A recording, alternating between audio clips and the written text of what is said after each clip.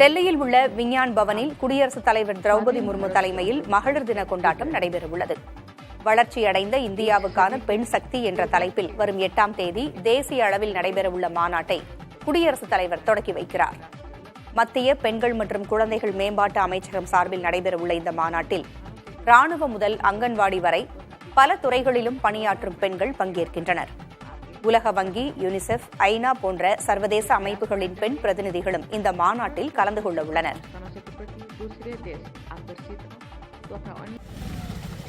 தூத்துக்குடி தருவைக்குளம் பகுதியில் தூண்டில் வளைவு அமைத்து தரக்கோரி அமைச்சர் அனிதா ராதாகிருஷ்ணன் இல்லத்தை மீனவர்கள் முற்றுகையிட்டனர். நீரோட்ட காலங்களில் படகுகள் சீராக இயங்க முடியாத வகையில் படகுகள் ஒன்றோடொன்று மோதி பலத்த சேதமடைகின்றன. இதை தடுப்பதற்காக தூண்டில் வளைவு உடனே அமைத்து தர வேண்டும் என்று நீண்ட காலமாக மீனவர்கள் கோரிக்கை வைத்து வருகின்றனர். அவர்கள் கூட்டாக சென்று அமைச்சரை நேரில் சந்தித்து மனு அளித்தனர். அப்போது இந்த பட்ஜெட்டிலாவது நிதி ஒதுக்க வேண்டும் என்று கூறி அமைச்சருடன் மீனவர்கள் வாக்குவாதத்திலும் ஈடுபட்டனர். எங்க ஊர்ல ஒரு மீன்பிடி அந்த தூண்டில் வளைவு ஏற்படுத்துறதுக்காக வந்திருக்கிறோம். ஏன்னா எங்க தருவக்குளம் கிராமம் முழுக்க முழுக்க கடலை மையப்படுத்திய ஒரு தொழில். ஏன்னா எல்லாருமே அந்த கடல் தொழில் செய்கின்ற ஒரு பாமர மக்கள். இப்ப என்னன்னா ஒவ்வொரு முறையுமே ஒரு போட் கரைக்கு வந்துட்டு திரும்ப கடலுக்கு முன்னாடி குறைந்தபட்சம் ஒரு 15,000 குறைந்தபட்சம், அதுக்கு மேலேயும் செலவு வரலாம். அந்த போட்ல ஏகப்பட்ட சேதனம் ஏற்பட்டு ஒவ்வொரு முறையும் அநியாயமா தேவையில்லாம ஒரு 15,000 ரூபாய் செலவழிக்கிற மாதிரி இருக்கு. ஸோ அதனால அமைச்சரை பார்த்து ஒரு தூண்டில் விலை வேணும் அப்படிங்கறதுக்காக பேச வந்தோம். வடமாநில தேர்தல்களில் முறைகேடுகள் நடைபெறுவதாகவும், எனவேதான் மக்களவை தொகுதி மறுவரையறை விவகாரத்தில் முன்கூட்டியே முதலமைச்சர் குரல் எழுப்புவதாகவும் திமுக துணை பொதுச் செயலாளர் கனிமொழி கூறியுள்ளார். முதலமைச்சர் பிறந்த நாளை முன்னிட்டு சென்னை பள்ளிக்கரணையில் அமைச்சர் மா சுப்பிரமணியன் தலைமையில் வாழ்த்தரங்கம் நடைபெற்றது. இதில் பேசிய கனிமொழி, தொகுதி மறுவரையறை குறித்து முதல்வர் கேள்வி எழுப்பியதால் பாஜக பதறுவதாக கூறினார். அவர் கேட்ட உடனே பிஜேபி பதறு. அந்த பதட்டத்துலதான் இன்னைக்கு யாரோ ஒரு அம்மையார் கையெழுத்து இயக்கம் நடத்துறேன், கையெழுத்து வாங்குறேன்னு சொல்லி வாங்கி கட்டிட்டு போயிருக்காங்க. வெஸ்ட் பெங்கால்ல இருக்கக்கூடிய வாக்காளர் அட்டையிலே இருக்கக்கூடிய அதே எண்கள் ஹரியானாவில், குஜராத்ல இருக்கக்கூடியவர்களுக்கு அதே நம்பர்ஸ் இருக்கு. இதுக்கு தேர்தல் கமிஷன் பதில் சொல்லவில்லை இந்த கேள்விக்கு. இதே மாதிரி எத்தனை பிரச்சனைகள் மகாராஷ்டிரால நடந்தது, ஹரியானால நடந்தது. ஏன் நடந்து முடிந்த டெல்லி தேர்தல்களே நீங்க என்னென்ன செய்தீர்கள் என்பது அத்தனை பேருக்கும் தெரியும். அதனால எங்களுடைய முதலமைச்சர் இந்த பிரச்சனைகள் எல்லாம் நடக்கும் வரை காத்திருந்து அதற்கு பின்னால் பேச தயாராக இல்லை. கோவை காரமடை அரங்கநாத சுவாமி கோவிலில் மாசி மக தேர் திருவிழாவில் ஏராளமான பக்தர்கள் கலந்து கொண்டனர். அரங்கநாத சுவாமி ஸ்ரீதேவி பூதேவியுடன் கோவிலை சுற்றி அன்னபட்சி வாகனத்தில் உலா வந்து பக்தர்களுக்கு காட்சியளித்தார். விழாவின் முக்கிய நிகழ்வான தேரோட்டம் மார்ச் 12 நடைபெறவுள்ளது.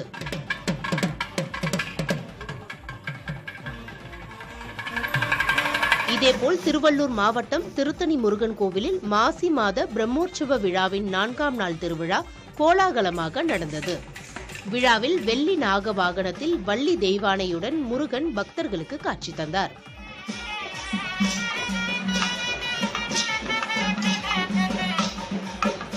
இதேபோல் திருச்சி மணப்பாறை அருகே உள்ள வீரப்பூர் பொன்னர் சங்கர் கோயிலில் வேடபாரி விழா கோலாகலமாக நடந்தது. தங்கால் குடத்தில் தீர்த்தம் எடுத்து சென்று அணியாப்பூர் குதிரை கோயிலில் பொன்னர் அம்பு விடும் வேடபாரி நிகழ்ச்சியில் லட்சக்கணக்கான பக்தர்கள் பங்கேற்றனர்.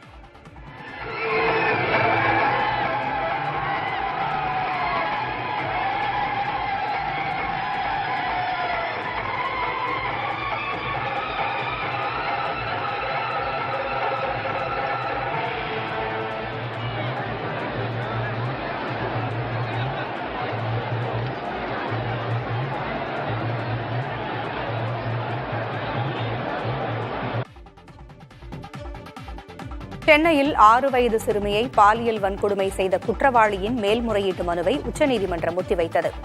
வழக்கில் உள்ள ஆவணங்களின் நகல்கள் பரஸ்பரம் இருதரப்பிற்கும் வழங்க உத்தரவிட்ட உச்சநீதிமன்ற நீதிபதி விக்ரம்நாத் மார்ச் 27 விரிவான விசாரணைக்கு உத்தரவிட்டார். கடந்த 2017 சென்னையில் பக்கத்து வீட்டு சிறுமியை கடத்தி பாலியல் வன்கொடுமை செய்து எரித்து கொலை செய்த குற்றத்திற்காக தஷ்வந்த் என்ற இளைஞருக்கு தூக்கு தண்டனை விதிக்கப்பட்டது. அதை எதிர்த்து தஷ்வந்த் தாக்கல் செய்த மேல்முறையீட்டு மனுவில் தூக்கு தண்டனையை இடைக்காலமாக நிறுத்தி வைத்து உச்சநீதிமன்றம் உத்தரவிட்டிருந்தது. தஷ்வந்த் குற்றவாளி என்பதை ஏற்பதாக தெரிவித்த அப்போதைய உச்சநீதிமன்ற தலைமை நீதிபதி ரஞ்சன் கோகாய் அமர்வு தஷ்வந்திற்கு ஆயுள் தண்டனை விதித்திருந்தால் நிச்சயம் மனுவை தள்ளுபடி செய்திருப்போம் என்றும், தூக்கு தண்டனை என்ற ஒரே காரணத்தினால் மேல்முறையீட்டு மனுவை விசாரணைக்கு எடுப்பதாகவும் தெரிவித்திருந்தனர். வழக்கில் தமிழக அரசு விளக்கமளிக்கவும் நீதிமன்றம் உத்தரவிட்டிருந்தது.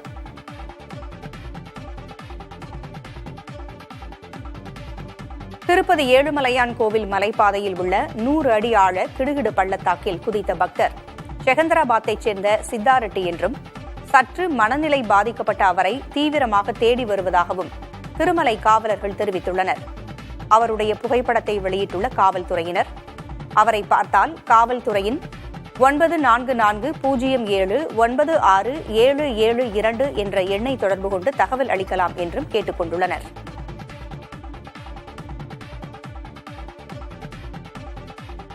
ரமலான் நோன்பிருக்காத வேகப்பந்து வீச்சாளர் ஷமி மிகப்பெரிய கிரிமினல் என அகில இந்திய முஸ்லிம் ஜமாத்தின் தலைவர் விமர்சித்திருக்கிறார். உத்தரப்பிரதேசத்தில் பேட்டியளித்த ஷஹாபுதீன் ரஸ்பி பரேலி, முகமது ஷமி போட்டிக்கு நடுவே தண்ணீரையோ அல்லது வேறு பானங்களையோ அருந்துவதாகவும், இது மக்களுக்கு தவறான செய்தியை அளிப்பதாகவும் கூறியுள்ளார். நோன்பு கடைபிடிக்காததன் மூலம் ஷமி குற்றம் இழைத்துவிட்டதாகவும், ஷரியத்தின் பார்வையில் குற்றவாளியான அவர் இறைவனுக்கு பதில் சொல்ல வேண்டும் என்றும் ஷஹாபுதீன் ரஸ்பி பரேலி தெரிவித்திருக்கிறார். அமெரிக்காவின் அதிகாரப்பூர்வ அலுவல் மொழியாக ஆங்கிலம் அறிவிக்கப்பட்டுள்ள நிலையில் அங்கு இதர மொழிகள் பேசும் மக்களின் விவரங்கள் வெளியிடப்பட்டுள்ளன. அமெரிக்க தரவு ஆணையம் வெளியிட்ட அறிக்கையில் நாட்டின் மொத்த மக்கள் தொகையில் அதிகபட்சமாக 23,90,00,000 நபர்கள் ஆங்கிலம் பேசுவது தெரியவந்திருக்கிறது. அதற்கு அடுத்தபடியாக 4,10,00,000 நபர்கள் ஸ்பானிஷ் மொழி பேசுவதாகவும், 35 லட்சம் நபர்கள் சீன மொழியை பேசுவதாகவும் தெரிவிக்கப்பட்டுள்ளது. தலா 12 லட்சம் நபர்கள் பிரெஞ்சு, அரபிக் மொழிகளை பேசுவதும் தெரியவந்திருக்கிறது. 11 லட்சம் நபர்கள் கொரிய மொழியையும், 9,40,000 நபர்கள் ரஷ்ய மொழியையும், அமெரிக்காவில் 8,65,000 நபர்கள் ஹிந்தி மொழியை பேசுவது தெரியவந்திருக்கிறது. மராத்தி மொழி தொடர்பாக RSS தலைவர் பயாஜி ஜோஷி தெரிவித்த கருத்துக்கள் சர்ச்சையை ஏற்படுத்திய நிலையில் அவருக்கு கண்டனங்கள் வலுத்து வருகின்றன. மும்பைக்கு ஒரே மொழி இல்லை என்றும், மும்பைக்கு வரும் மக்கள் மராத்தி மொழியை கற்க வேண்டிய கட்டாயம் இல்லை எனவும் பயாஜி ஜோஷி தெரிவித்திருந்தார். அவரது சர்ச்சைக்குரிய கருத்துக்கு மகாவிகாஸ் அகாதி கூட்டணியினர் கண்டனம் தெரிவித்துள்ளனர். மராத்தி மொழி நீண்ட காலமாக கலாச்சாரம் மற்றும் அரசியலின் அடையாளமாக இருக்கும் சூழலில் பயாஜி ஜோஷியின் கருத்தை மகாயுதி கூட்டணி ஆதரிக்கிறீர்களா என எதிர்க்கட்சியினர் கேள்வி எழுப்பியுள்ளனர். இதற்கு விளக்கமளித்து வீடியோ வெளியிட்ட பயாஜி ஜோஷி, தன்னுடைய வார்த்தைகள் தவறாக புரிந்து கொள்ளப்பட்டதாகவும், மும்பைக்கு வரும் வேறு மொழி பேசுவோர் மராத்தியை புரிந்து கொண்டு கற்க வேண்டும் என கேட்டுக் கொண்டார்.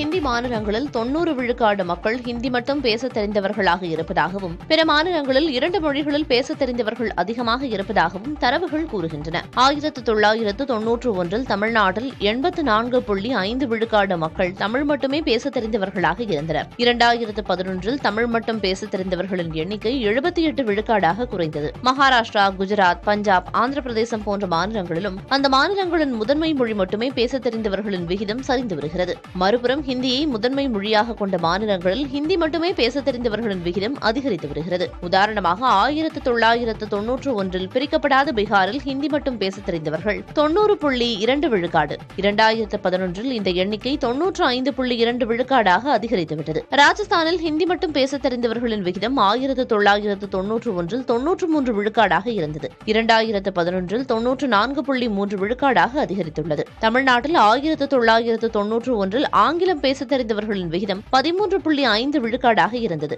2011 18.5 விழுக்காடாக உயர்ந்துள்ளது. ஒடிசா, பஞ்சாப், குஜராத், மகாராஷ்டிரா மாநிலங்களிலும் ஆங்கிலம் பேச தெரிந்தோர் விகிதம் அதிகரித்து வருகிறது.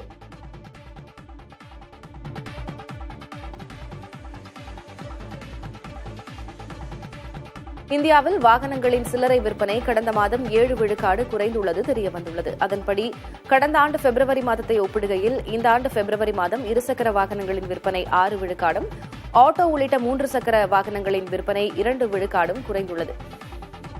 இதேபோல கார்களின் விற்பனை 10 விழுக்காடும், டிராக்டர்கள் விற்பனை 14.5 விழுக்காடும், லாரிகள் உள்ளிட்ட வணிக பயன்பாட்டிற்கான வாகனங்களின் விற்பனை 8.6 விழுக்காடும் குறைந்துள்ளது தெரியவந்துள்ளது.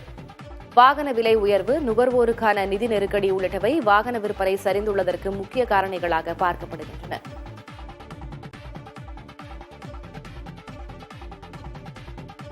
இந்தியாவில் டெஸ்லா நிறுவனம் கால் ஊன்றும் முயற்சியில் இறங்கியிருக்கும் நிலையில் டெஸ்லாவால் இந்திய சந்தையை கைப்பற்ற முடியாது என்று ஜிண்டால் குழும நிர்வாக இயக்குநர் சஜ்ஜன் ஜிண்டால் தெரிவித்திருக்கிறார். இதுகுறித்து அவர் மேலும் கூறுகையில், எலான் மஸ்க் ஸ்மார்ட்டான நபராக இருக்கலாம், விண்வெளிக்கு ராக்கெட் அனுப்பலாம், ஆனால் இந்திய கார் சந்தையில் அவரால் வெற்றி பெற முடியாது. ஏனென்றால் இந்தியர்களான நாங்கள் இங்கு இருக்கிறோம். இந்தியாவில் மஹிந்திரா நிறுவனம் செய்வதை டாடா நிறுவனம் செய்வதை ஒருபோதும் டெஸ்லாவால் செய்ய முடியாது என்று தெரிவித்தார்.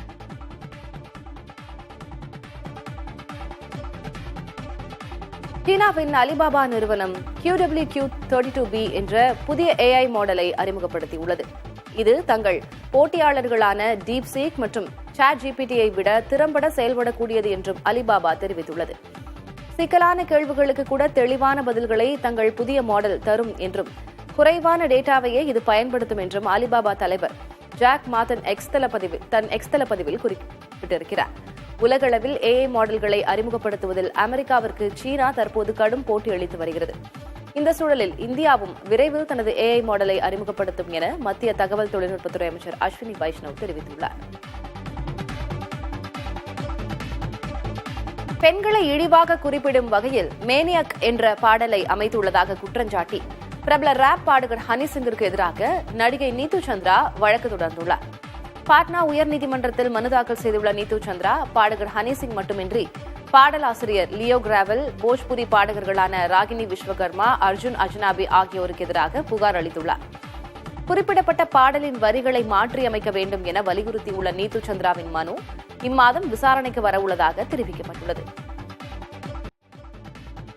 தலைநகர் சென்னையில் தபால் சேவை துறையில் 50 விழுக்காடு பணியிடங்களை பெண்களே நிர்வகிப்பது தெரியவந்துள்ளது. பெரும்பாலும் ஆண்களுக்கான துறையாக பார்க்கப்படும் தபால் சேவை துறையில் அஞ்சல்களை கொண்டு சேர்க்கும் பணியில் பெண்களின் பங்களிப்பு வெகுவாக அதிகரித்துள்ளது.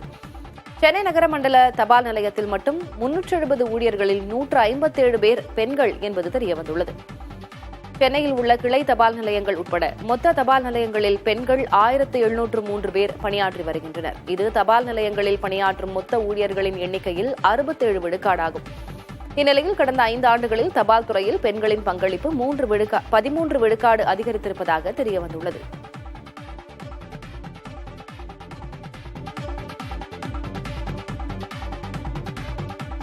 PF எனப்படும் தொழிலாளர் வருங்கால வைப்பு நிதி திட்டம் வங்கி சேவை போன்று மாற உள்ளதாக மத்திய தொழிலாளர் நலத்துறை அமைச்சர் மன்சுக் மாண்டவியா தெரிவித்துள்ளார்.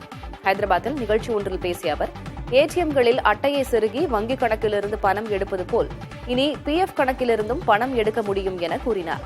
பணம் எடுக்க PF சந்தாதாரர்கள் என தொழிலாளர் வருங்கால வைப்பு நிதி அலுவலகத்திற்கு வர தேவை இருக்காது என்றும் அமைச்சர் தெரிவித்தார். கிளைம்களை விரைந்து செயல்படுத்துவது, முகவரி உள்ளிட்ட விவரங்களில் விரைவான திருத்தம், எந்த வங்கியிலிருந்தும் PF ஓய்வூதியத்தை பெறும் வசதி உள்ளிட்ட பல்வேறு வசதிகள் EPFO 3.0 திட்டத்தின் கீழ் வழங்கப்படும் என்றும் அமைச்சர் மன்சுக் மாண்டவியா தெரிவித்தார்.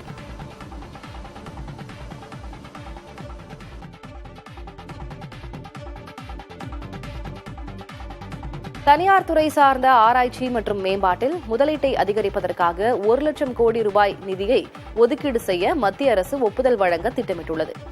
மத்திய அரசின் இந்த முடிவின்படி குறைந்த வட்டி, நீண்டகால கடன்கள் மூலம் தனியார் நிறுவனங்கள் புதிய தயாரிப்புகள் மற்றும் புதிய அறிவுசார் சொத்துக்களை உருவாக்க வழிவகை ஏற்படுத்தப்படும் என தெரிவிக்கப்பட்டுள்ளது.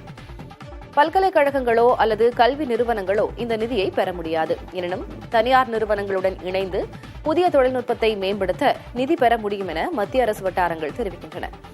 மற்ற வளர்ந்த நாடுகளை காட்டிலும் இந்தியாவில் ஆராய்ச்சி மற்றும் மேம்பாட்டில் முதலீடு செய்வது குறைவாக இருப்பதாக நிபுணர்கள் குறிப்பிட்டுள்ள சூழலில் மத்திய பட்ஜெட்டில் அறிவியல் மற்றும் தொழில்நுட்ப ஆராய்ச்சிக்காக 20,000 கோடி ரூபாயை மத்திய அரசு ஒதுக்கீடு செய்திருந்தது.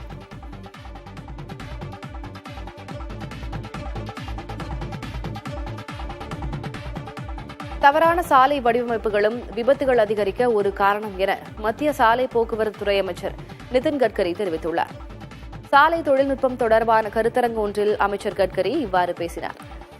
சாலை அமைப்பது தொடர்பான விரிவான திட்ட அறிக்கைகள், சாலை வடிவமைப்புகள் பல நேரங்களில் தவறாக இருப்பதாகவும், எனவே இது தொடர்பாக ஏற்படும் விபத்துகளுக்கு இது தொடர்புடைய கட்டுமான பொறியாளர்கள், ஆலோசகர்களே பொறுப்பு என்றும் அமைச்சர் கூறியுள்ளார். சாலை பாதுகாப்பு அம்சங்களில் கூடுதல் கவனம் செலுத்துவது அவசியம் என்றும், நவீன தொழில்நுட்பங்களை பயன்படுத்துவது உள்ளிட்டவற்றின் மூலம் இதை சாத்தியப்படுத்த முடியும் என்றும் அமைச்சர் கட்கரி தெரிவித்துள்ளார். 2023 1,80,000 பேர் சாலை விபத்துகளில் இறந்ததாகவும், 2030 இதை பாதியாக குறைக்க திட்டமிட்டுள்ளதாகவும் அவர் கூறினார்.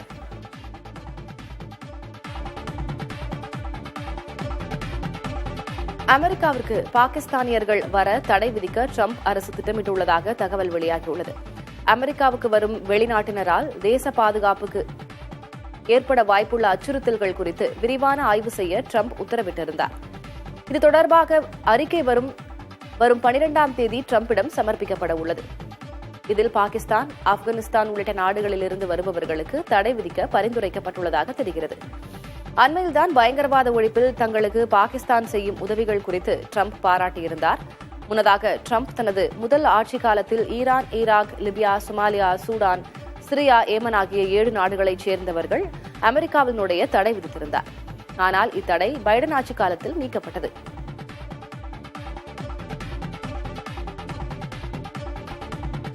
இந்தியாவில் வாகனங்களின் சில்லறை விற்பனை கடந்த மாதம் 7 விழுக்காடு குறைந்துள்ளது தெரியவந்துள்ளது.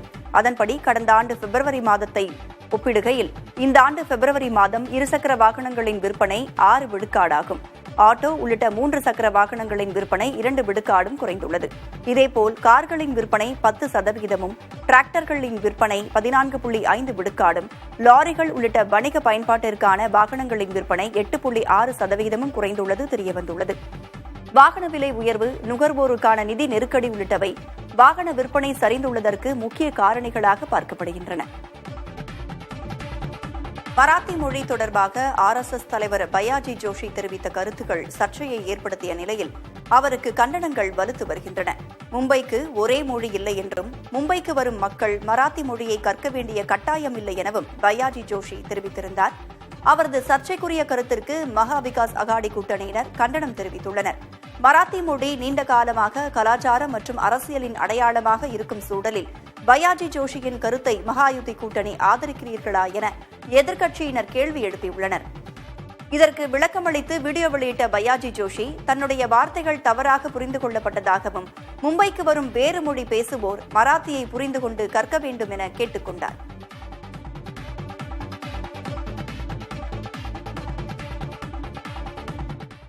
முன்னணி கட்டுமான நிறுவனமான L&T நிறுவனத்தில் பெண் ஊழியர்களுக்கு மாதம் ஒரு நாள் மாதவிடாய் விடுப்பு வழங்கும் நடைமுறை அறிமுகப்படுத்தப்பட்டுள்ளது.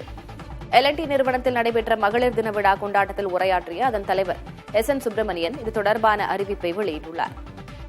60,000க்கும் மேற்பட்டவர்கள் பணியாற்றும் இந்த நிறுவனத்தில் 9 விழுக்காடு ஊழியர்கள், அதாவது 5,000 பெண்கள் பணிபுரிந்து வருகின்றனர். குலுக்கல் முறையில் பரிசு, உட்கார்ந்த நாற்காலி உங்களுக்கே சொந்தம் என பொதுக்கூட்டத்துக்கு ஆள் சேர்க்க அரசியல் கட்சிகள் பல வழிமுறைகளை கையாளுகின்றன. இப்போது அரசு விழாவுக்கே ஏதாவது கொடுத்துதான் மக்களை அழைத்து வர வேண்டியதிருக்கிறது போலும். ராணிப்பேட்டையில் அமைச்சர் R. காந்தி தலைமையில் நடந்த அரசு நிகழ்ச்சியில் நடந்திருக்கும் ஒரு சம்பவம் இந்த போக்கை அம்பலப்படுத்தியிருக்கிறது.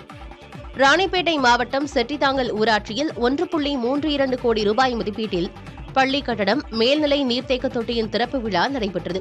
இதில் கைத்தறி துணி நூல் துறை அமைச்சர் R. காந்தி சிறப்பு அழைப்பாளராக கலந்து கொண்டு மக்களின் பயன்பாட்டுக்காக திட்டங்களை தொடக்கி வைத்தார்.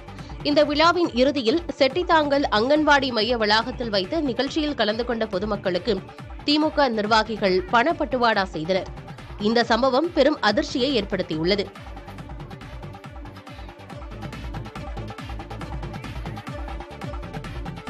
மகாராஷ்டிர மாநிலம் மும்பையில் நாய்களிடமிருந்து தற்காத்துக் கொள்ள முயன்ற காவலாளி தாக்கப்பட்ட சம்பவம் அதிர்ச்சியை ஏற்படுத்தியுள்ளது. அந்தேரி பகுதியில் நின்று கொண்டிருந்த காவலாளியை திடீரென நாய்கள் சூழ்ந்திருக்கின்றன.